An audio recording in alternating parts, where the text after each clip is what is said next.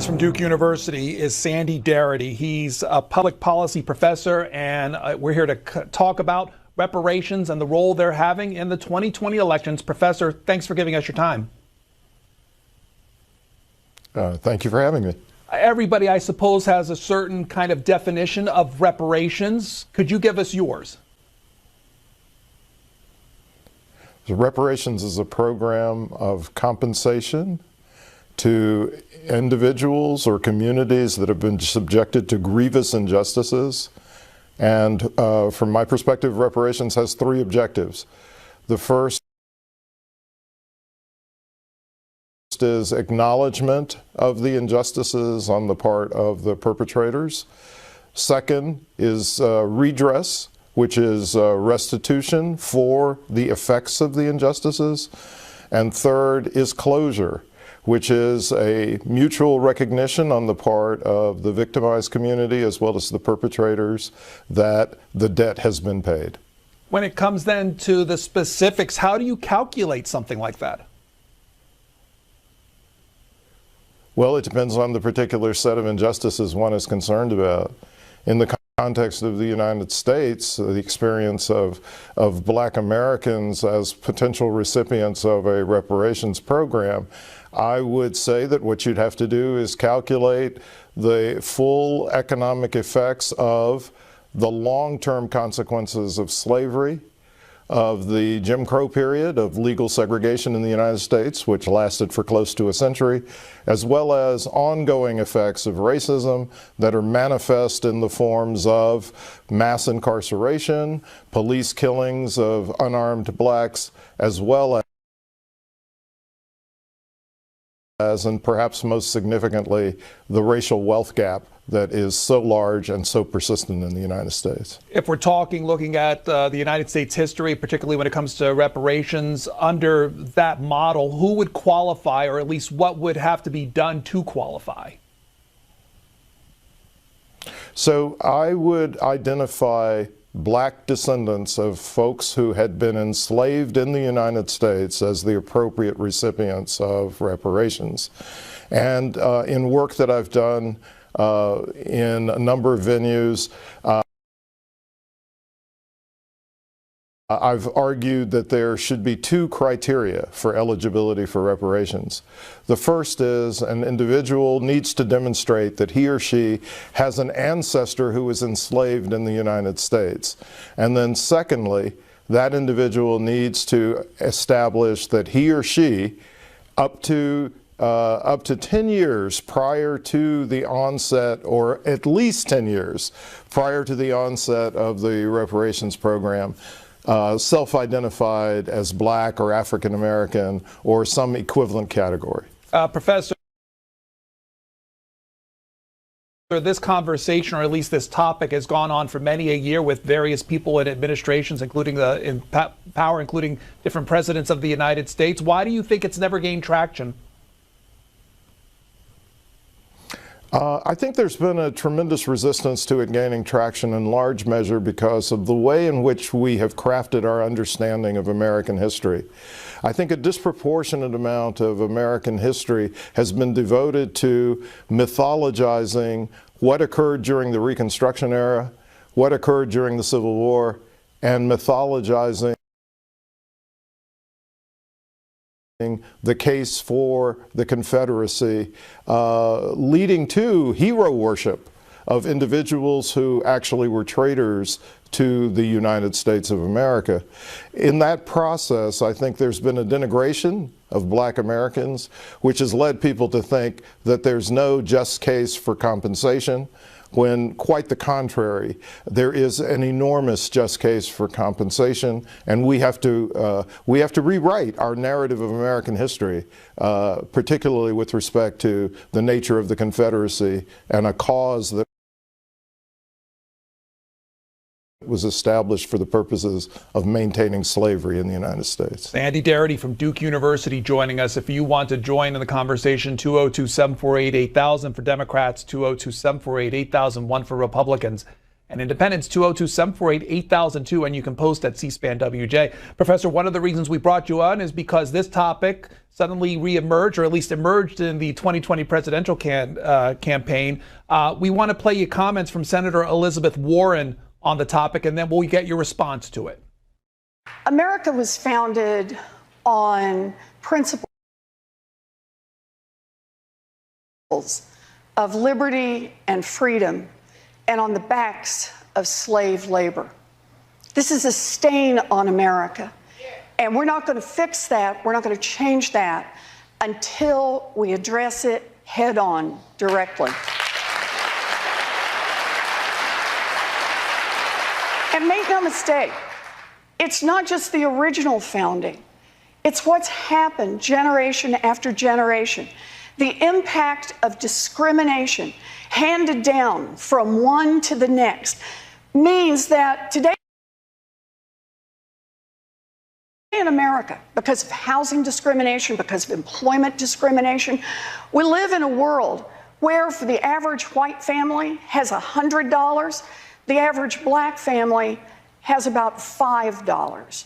So I believe it's time to start the national, full-blown conversation about reparations in this country. And that means I support the bill in the House to appoint a congressional panel of experts, of people who are studying this, who talk about different ways we may be able to do it, and to make a report back to Congress so that we can, as a nation, do what's right and begin to heal. Professor, what did you think about these comments just being made in the first place? So I think that there are two dimensions of her statement, which I view as courageous. The first dimension of her statement that I'd like to highlight is her emphasis on the magnitude of the wealth gap,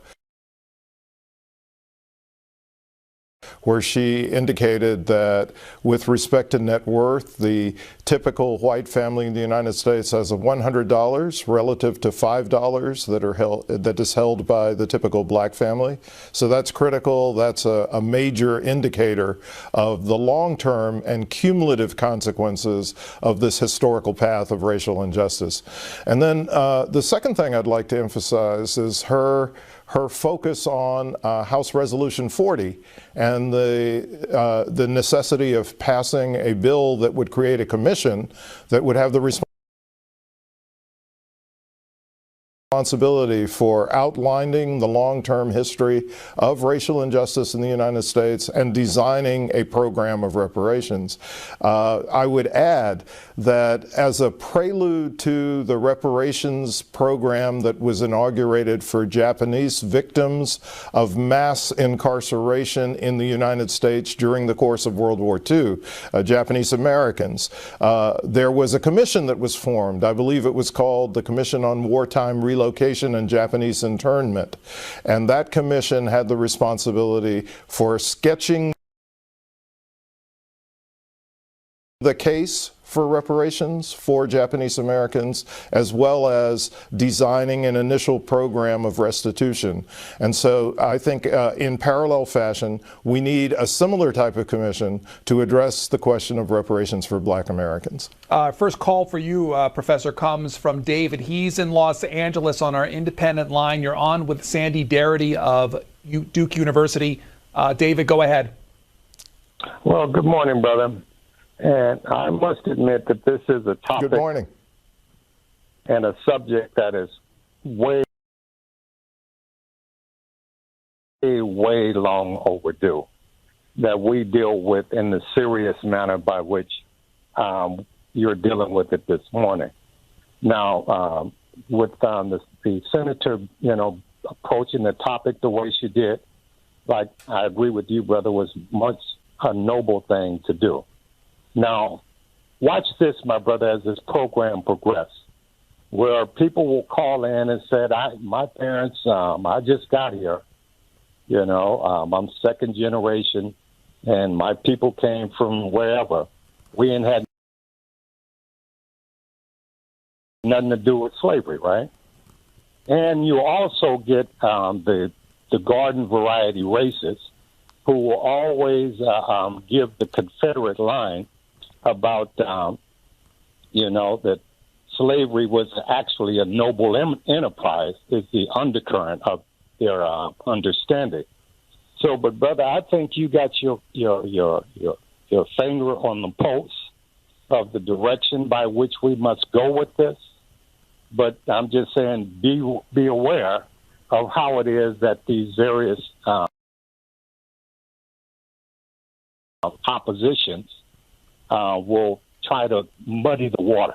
Dave, that's David from Los Angeles. Professor, go ahead. Yeah, well, let me comment. I've already commented on the necessity of changing the way in which we view the American historical record. But the observation, the other important observation that the caller made is that frequently critics of reparations say that they are such recent immigrants to the United States that they don't bear any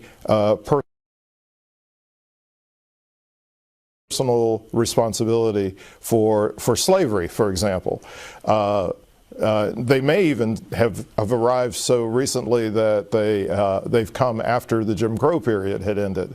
But I've got a couple of responses to that type of perspective. The first is if an individual migrates to a country, they migrate to its history and to its national obligations. And the national obligation is what's in question here. It's not a matter of personal responsibility or individual responsibility. It's a national obligation that's based on the historical experiences that the United States of America has undergone. And I would also add that I presume that people who have chosen to migrate to the United States have chosen to do so based on the opportunity structure that exists now. Which is also a product of the level of affluence that the United States as a country as a whole has achieved. And that level of affluence was built on the backs of Black American coerced labor that went on for upwards of 3 to 4 generations in the United States after the formation of the Republic. From Maggie in Saugerties, New York, Republican line. Go ahead, please. Hi, thanks for taking my call. My problem with this is that, okay, slavery was a horrible thing, and the entire country, I'm sure, regrets it. But what about the soldiers who died to free the slaves? Do their families get reparations? Professor? I don't know the answer to that. And I invite the caller to craft a case, if she would so desire, on behalf of the individuals who fought to end slavery. I have been working on a case that is specific to the historical experience of Black Americans. And I would also add that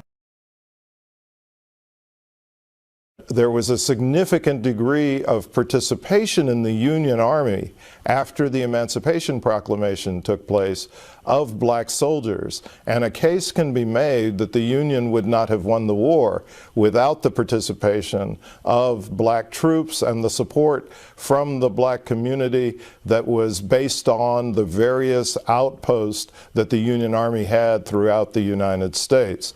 So I would argue that Black Americans themselves contributed directly to their own liberation from slavery. And so as a consequence, we need to factor that into the reparations bill as well. But I invite the caller to do the research and to do the estimates of what the damages might have been to non-black participants in the Union Army as a consequence of the Civil War.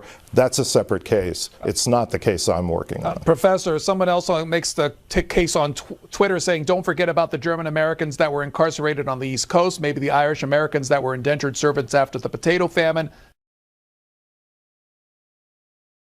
How about the rest of us that got no benefit for relocating and investing our lives to build the U.S.? And again, I invite these callers to design and develop their own case. I will say that one of the anchoring factors that distinguishes the Black American experience from the experience of most of the others is that to some degree or to some extent, the other communities constitute descendants of people who voluntarily migrated to the United States. There is no question that the initial American sin of slavery was associated with forced migration to this part of the world. And I think that that's the foundation for distinguishing between the Black American experience and the experiences of other communities in the United States. Let's hear from Jerry in Ohio. Go ahead. Jerry in Ohio, go ahead, please. Hello? You're on. Go ahead, please. Oh, no, this is, I didn't go through the screener. This is Joe from Michigan. You're on. Go ahead. Okay. I come from a unique situation, from a very unique family. I had a grandfather, not great, but a grandfather who fought and was wounded in the Civil War. I'm 83 years old. I tell my brother, you and I are probably the only people who can directly connect to the Civil War with an ancestor. From Ohio. He fought in the 5th Ohio Company G. Anyway, good luck in your quest for reparations. Personally, I don't think it will ever happen. And I'm even more unique in another way. I thought I was black for 75 years. We did DNA, and I'm actually Scotch-Irish. Yet I suffered all the indignities of having to ride in the back of a bus. I suffered everything that, I didn't know. I wish I had known then. Hell, I'd have carried my papers with me. But this is in the 50s I'm talking about. Okay. Maybe I'm rambling a little bit. Gotcha, caller. Got your point. Professor, if you want to respond. Yeah, so I do want to reemphasize that the criteria for eligibility that I mentioned earlier have nothing to do with DNA tests or skin shade or phenotype or appearance. So if this individual has an ancestor who was enslaved in the United States, and this individual has self-identified as black at some point in time, then they're perfectly eligible for reparations. And if they suffered indignities that were associated with the way in which others perceive them racially, then that would be entirely consistent with the claim for reparations. I think it's very interesting that this particular caller has a grandfather who fought in the Civil War. I think that is actually not an entirely unique case. There is at least one individual that we know. My wife and I have worked on a book on reparations, which is forthcoming, called From Here to Equality. And in the book, we talk about the case of Dr. Hortense McClintock, who was the first black faculty member at the University of North Carolina at Chapel Hill. Her father was a slave, and she is still living. She is in her 90s, but her father was born into slavery. So the notion that it happened so very long ago really is not altogether accurate from a generational perspective. We're really talking about the 5th generation of black Americans from slavery on average, but there are clearly exceptions. Mrs. McClinton is the 1st generation out of slavery. So, Professor, for this idea of a reparations program, where would the funding come from?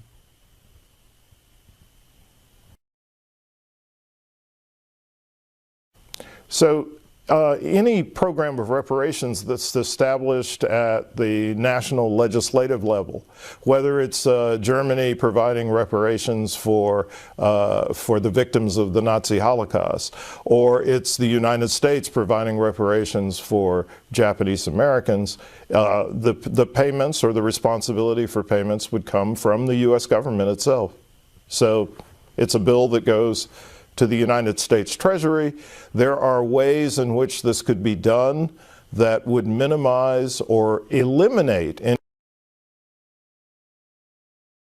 additional tax burden on the national population. But that's in the final chapter of our book, and I dare not divulge that in advance without risking the wrath of my co-author. From Bob in Massachusetts, go ahead. Good morning, Mr. Darity.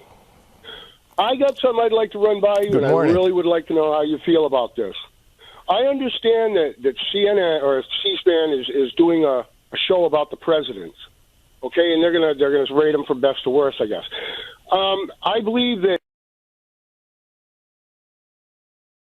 Lincoln was the worst president, and the only reason I say that is because in our Constitution there's a line that says all men are created equal. For some reason, the black people didn't make that state, right? And when Lincoln had the war to free the slaves, did he say, okay, all of you people can now vote. All of you people can now own land. All of you people have the exact same rights as white people. That's what should have happened. Okay, caller, thanks. Yeah. Actually, I absolutely agree that that's what should have happened. And my understanding is that approximately 2 days before he was assassinated, Lincoln gave a speech where he said that he was going to make sure that black Americans had the vote. And, well, at the time it would have been black male Americans because only men were eligible to vote at the point of the end of the Civil War. But he gave a speech saying that he was going to be fully committed to giving black folks the vote. And John Wilkes Booth was in the audience, and my understanding is that it was at that point that Booth made it definite to himself and to his compatriots that he was going to kill the president. The second thing is the land was mentioned, and it was definitely in progress. There definitely was a procedure underway to provide the formerly enslaved black Americans with land. This is the vaunted 40 acres and a mule promise, which was never delivered ultimately. And the process of trying to provide the formerly enslaved began under Lincoln's presidency with a special order that was issued by General Sherman in Savannah, Georgia, where he was going to actually allot plots of land to the formerly enslaved. That allotment actually got underway, but it was reversed by President Andrew Johnson, Lincoln's successor. And I would argue that it's Andrew Johnson who was the worst president in the history of the United States. One more call for our guest. This is from North Carolina. We'll hear from Jeff on our Republican line. Hello. You're on. Go ahead, please. Yes, sir. I think reparations is another division attempt. At some point, we have to. You know, every single person, no matter what color they are, can go back and blame somebody for something. It's time to stop teaching incessantly in our public school systems about slavery. It's over 100 years old. You cannot keep charging people that had nothing to do with slavery for the guilt of being slave owners. It's time for us. Many white people have suffered injustice. We just have to move on. Thanks, caller.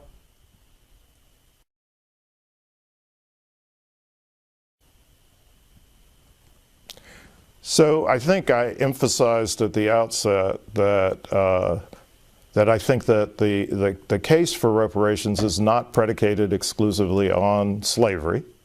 That it's critical that we take into account in our calibrations the long-term effects of the Jim Crow period, and I also indicated that there are ongoing damages that need to be considered, and I would highlight among these again